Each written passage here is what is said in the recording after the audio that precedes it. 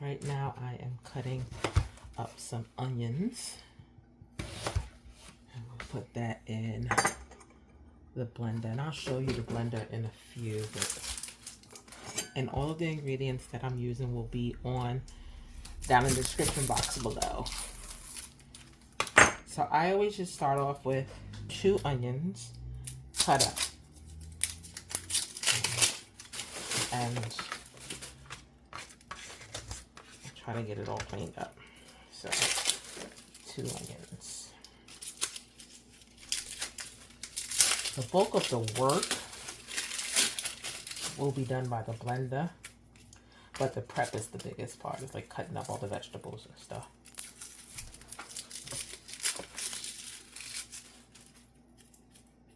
Okay. And this is hard for me today because I have a really bad back. This week has been a rough week because my back has been hurting me. So I get halfway through something, then I have to sit down. So kind of already made my doctor aware if I go to her next week. Seems like easy methods are not working, and I might need something a little stronger. Anyway, back to this onion.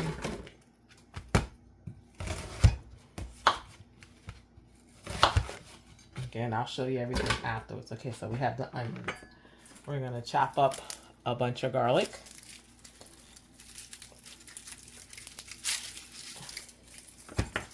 And so I'm not going to bore you with watch me peel all the garlic. I will peel it and bring you back. Okay. So finished the garlic. We got all of that done. And now we're just going to cut up these peppers. And you don't have to like chop them. And then just give them a big rough chop. Because it's all going in the blender.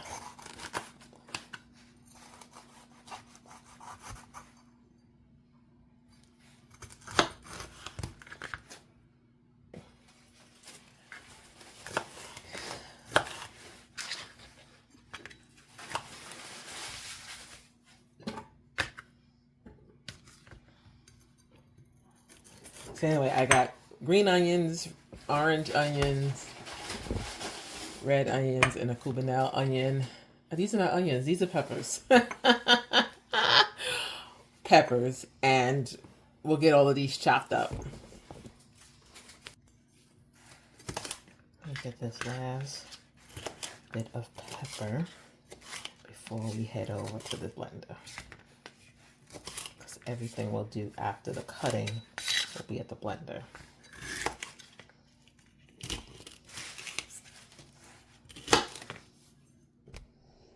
That's a bit.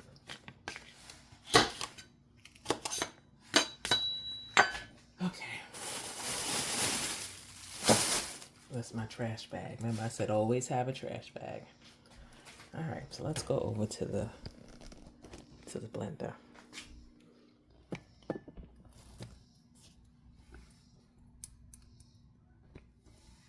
Okay, so in the blender already I have onions, some of the green peppers, and so what I'm going to do is put some garlic, and then I have cleaned and dried off cilantro, which as you can see we have. Let me move you at a different angle, Stark.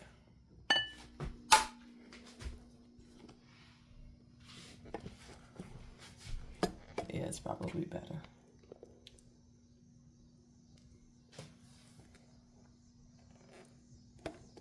Okay, so here we've got some cilantro that I'm going to break and put in here in the blender. Maybe a little wider angle. We also have these here. Now this in the store is called culantro, C-U. So this is cilantro, S-C-I-L, and this is culantro, C-U-L. So you need both. You have cilantro, and then in Spanish, called recao. And if I'm wrong, any of my Spanish friends will tell me. Now, normally this would have sweet peppers, they're small little sweet peppers, but I have not been able to find any of those here in Maryland, which is where I'm located. And I'm pretty sure that somewhere around is a store that sells them, but I have not been able to find them, so we may do without them. I'm just taking some of these onions out because we can put them back in. I don't even have room in here for the cilantro and stuff. All right, so we got onions, some peppers. We're gonna add some more peppers.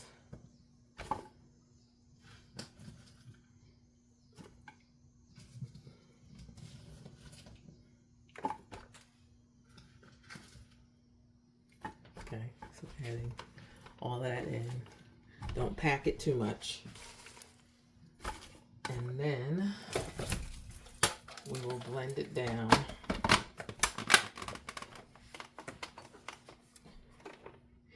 So I will blend it and I'll show you what it looks like after we've blended.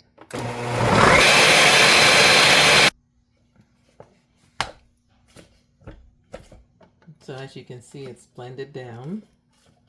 And now we're going to add more ingredients. We're going to do that same layering again. We're going to put some more onion, some more pepper, some more garlic. I like it very garlicky, so look at that. And now we'll add in our cilantro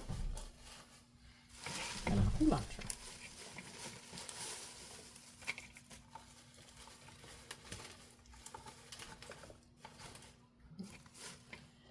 And we're going to keep blending it down like this until we've mixed it all.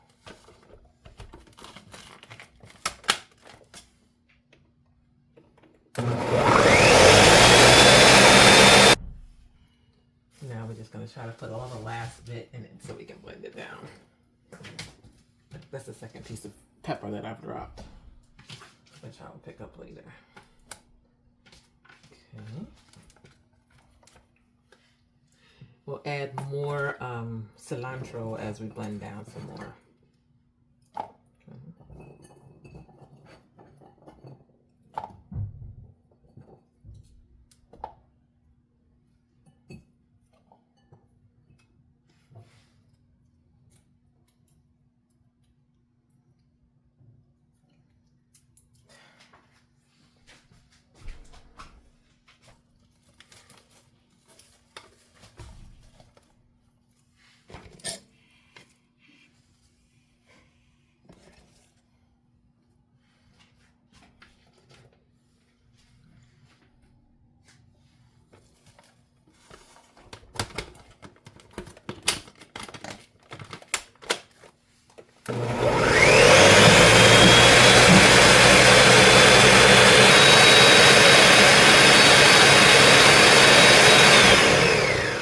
So when you get down and it's all the rest of it's in there, you want to blend everything down like this.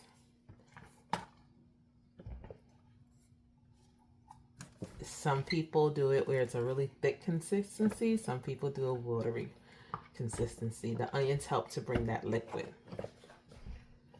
So, smells amazing. I'm gonna blend that just a little bit more, and then I'll show you how I store it.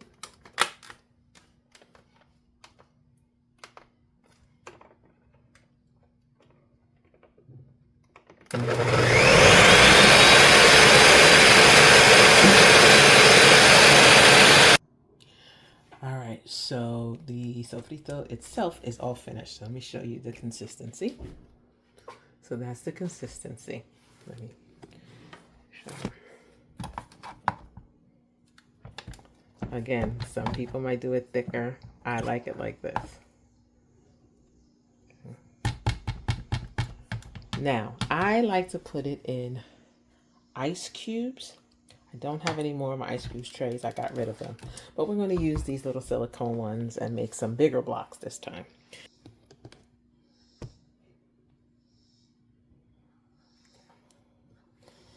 All right. And so we're just going to pour it in.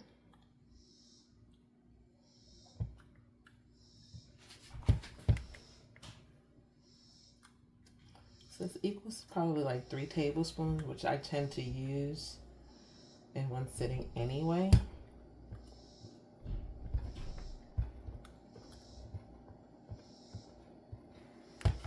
And then I keep some in a jar in the refrigerator. So that's how one needs to put some more.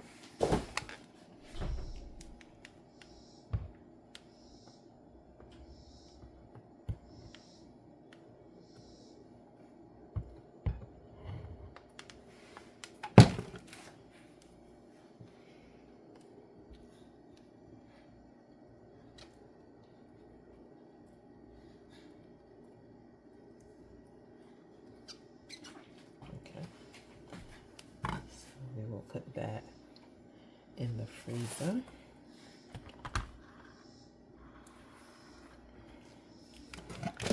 And I'm just going to use this one as well because I made a lot. And I usually do. I usually make enough that lasts me for a couple months actually.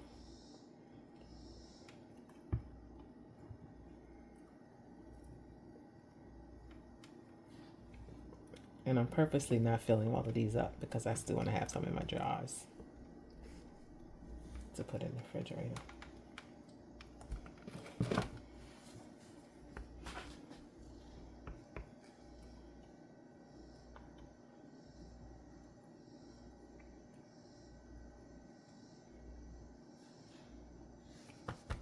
And these will stay in my freezer until I'm ready to use them, when I run out of what's going to be in my jar. And now we'll just we got the rest in the freezer. And now the rest of this we'll just put in a jar. And I'm using a wide mouth mason jar, which will make it easier for me to get it out when I'm ready to use it.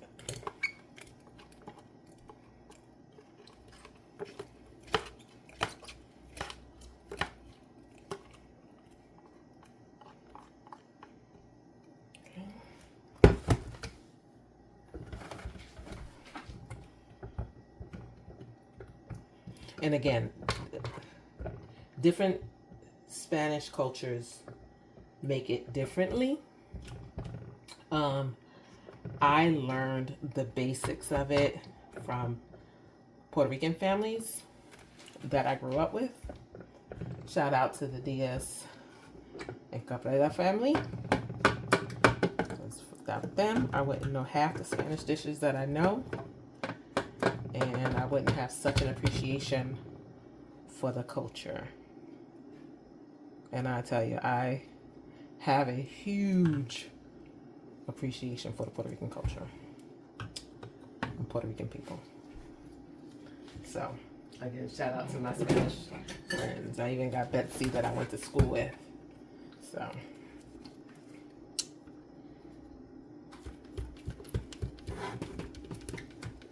that's one thing about Facebook. You get a chance to connect with people that you grew up with, that you might have lost touch with. So